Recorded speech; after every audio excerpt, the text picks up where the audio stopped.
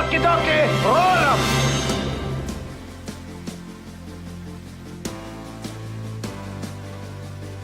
Just, is he here? Collard is a routine that I've been performing for over a decade. It's funny, it's memorable, and it involves the audience. You get all of the gimmicks you need, and they've been redesigned to make the trick easier and better than ever. Collard 2 is easy.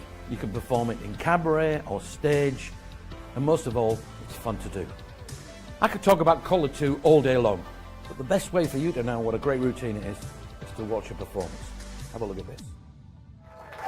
Oh, thank you. Thank you very much. So nice to see you all here, so many wonderful, good-looking, handsome married men in the audience. And my name is John Archer. Good evening. I'm going to show you a little trick. I've been doing this for a long time now. I've been performing professionally for over 20 years. When I first started, I thought, I want to get famous. I want to be famous, big and famous. And then I realized that was going to happen. It's not going to happen. And as I realized it wasn't going to happen, I also realized that it didn't matter. Because I don't really do it for fame. I've noticed that now. I do it for this, indifference. And you do it very, very well. But I've been doing it for 20 years. When I first started doing it for 20 years, it was great fun. I enjoyed it. I'd sort of, it was new to me. I'd get in a car and I'd drive to a new place. I'd see new sights. I'd visit new towns. I'd perform to audiences. I'd do tricks I'd never done before, and it was fantastic.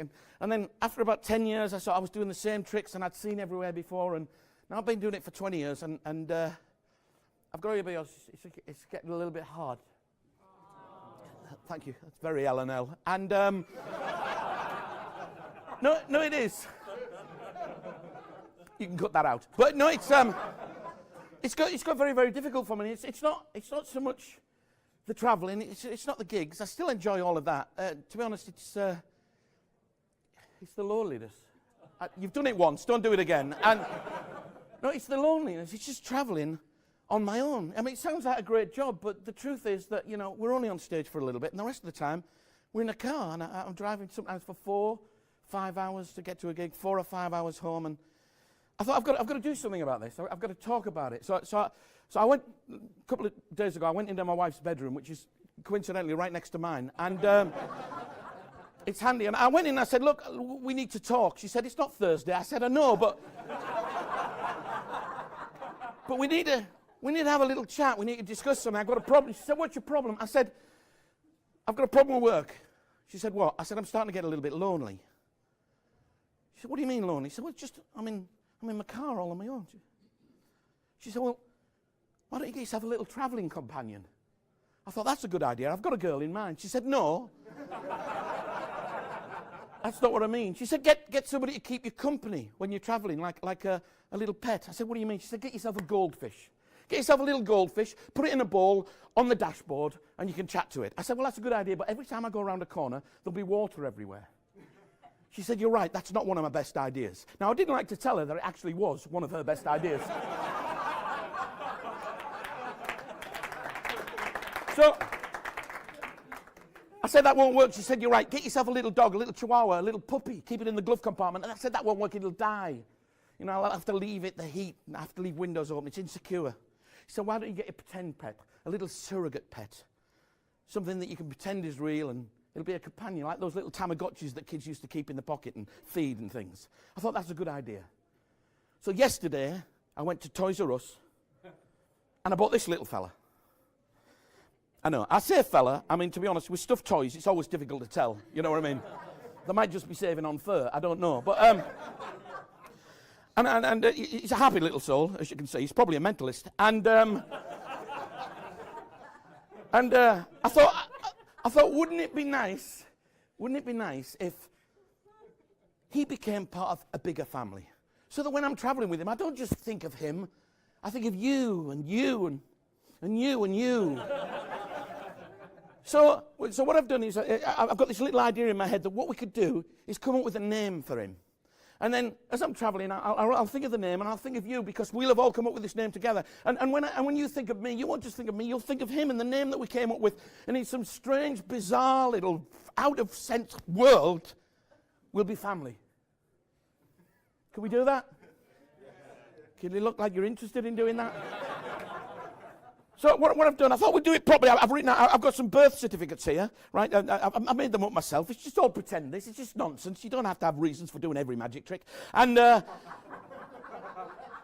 it's from the Virtual Pet Society, you see. And I thought what we'll do is we'll come up with a little name for the dog here, and then we'll get somebody up to name the dog, and we'll have like a proper little ceremony, so it feels right. Now remember it. But do you mind just sort of patronising me with that for a little bit? Is that all right?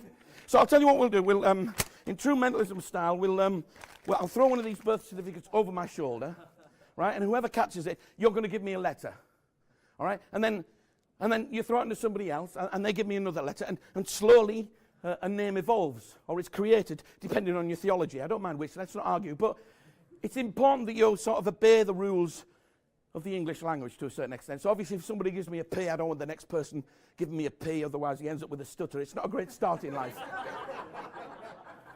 So and also, now and again we might need a few vowels to make it work, but you can choose anyone you like. So we'll start somebody over here. Somebody catch. Somebody, excellent. What's your name, sir? Matt, excellent. Matt, you're going to give me the first letter of this little fella's name. First letter. Now, what do you want the first letter to be? It can be anything at all. D. D. Excellent. That's good, because that's Trump out of the way. We're not going to end up with that dog. Okay. D. Excellent. D. Would you throw it to somebody else behind you or over there? It's entirely up to you. Dear me, slightly aggressive. Wonderful. Caught in the cleavage, madam. Well done. That's a skill that's not used enough, to be honest. I do it myself at parties. But what's your name? Lorna. Wonderful. Lorna, can you give me the second letter? We've got a D. We need a second letter for the little fella's name. What's the second letter going to be? A. A. Okay, that's good. It's a little bit ordinary at the moment. D-A. Okay, D-A. Wonderful. Would you throw it to somebody else? Anybody all that way or this way? Oh, we're sort of going across the room. Wonderful. In the gap. Nobody wants it. Wonderful. What's your name? Mark. Mark. Excellent. Mark, what's the third letter of this fella's name? It's going to end up being Danny, isn't it? All right. All right.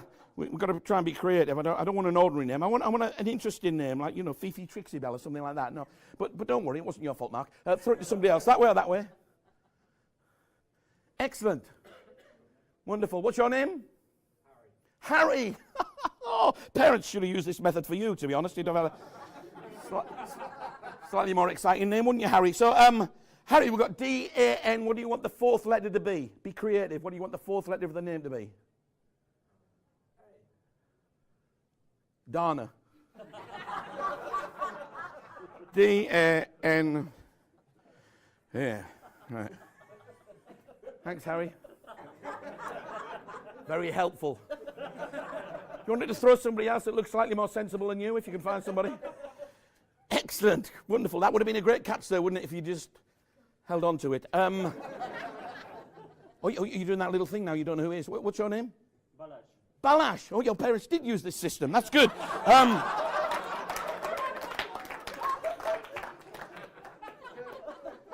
Balash. You sounded like an accident in a little Middle Eastern airport. Balash, what do you want the fifth letter to be of this name? We've got D-A-N-A. What do you want the next? It can be the last letter, in fact. What do you want it to be? L. Danal. Sorry. Danal. That's wonderful. Okay, and so that's good. We've decided on the name of Danal. I think you'll agree that that's quite unique and random. Now what we need to do is we need somebody to come up and name. Oh, sorry, we need the date. What's the date today? 7th. It's the what? 7th of January. Wonderful. Okay, now I need somebody to come up and name little Danal for me. This lady here, what's your name? Sarah. Sarah, wonderful. Sarah, have you ever named a stuffed puppy before? Never. That's the right answer, to be honest. If you'd said yes, I'd be a little bit worried. Sarah, come on and join me. Give Sarah a big round of applause. Excellent. Sarah, just hang on to that. Sarah, here's what's going to happen. You're going to name the dog, all right? We're going to have a little name. So you're going to read out the certificate for me, okay? And they'll all sit up straight like it's a church service, okay? And then when you've named Donal, we'll have a few photographs, all right? Not everybody, just me and you. And then we're going to go outside, and I've got a little buffet organised, all right? So it's just a memorable little occasion. Do you mind me asking, are you left or right-handed? I'm left-handed. You're left-handed, excellent. Would you do me a favour? Would you just hang on to little Danal under your right arm? That's wonderful. And if you could all sit up straight, please. It's like a religious... I would normally have an organist, but he's at the IBM convention at the moment. So, okay, Sarah, just nice and loud. Okay. I state Danelle. No. Name? Yes, it's your name. I state name. I state... Are you married? Yes. Are you? Wow. Is he here? He's not in this room. No, of course not. Don't blame him. So, it's right. You look lovely, though. You do. So when I state now, I don't want to explain it all, but it's my fault.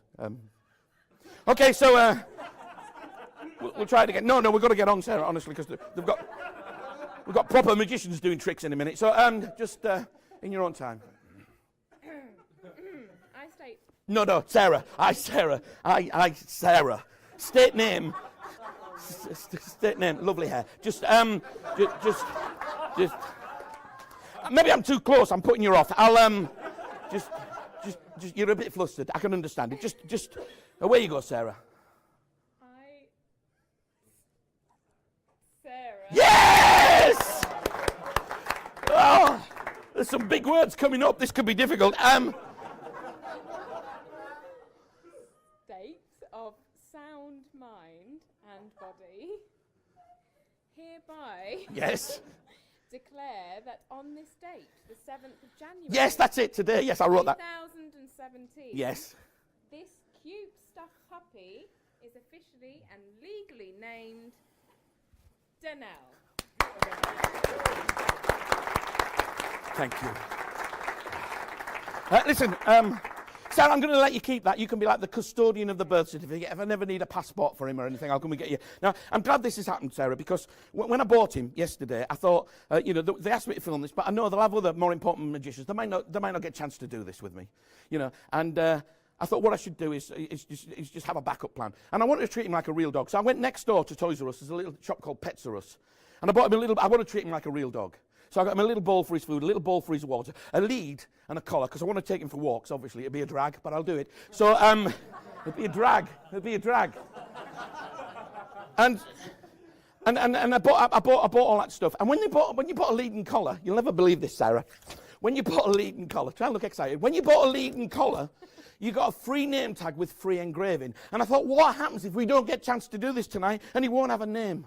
So I just got a random name inscribed upon that collar. Most people are ahead of me now, but you're not, are you? Sarah, would you read in a nice loud voice, what's the name that's inscribed on there? Danelle! Thank you very much. Give Sarah a big round of applause, ladies and gentlemen. Thank you, Sarah. You can have that. Thank you.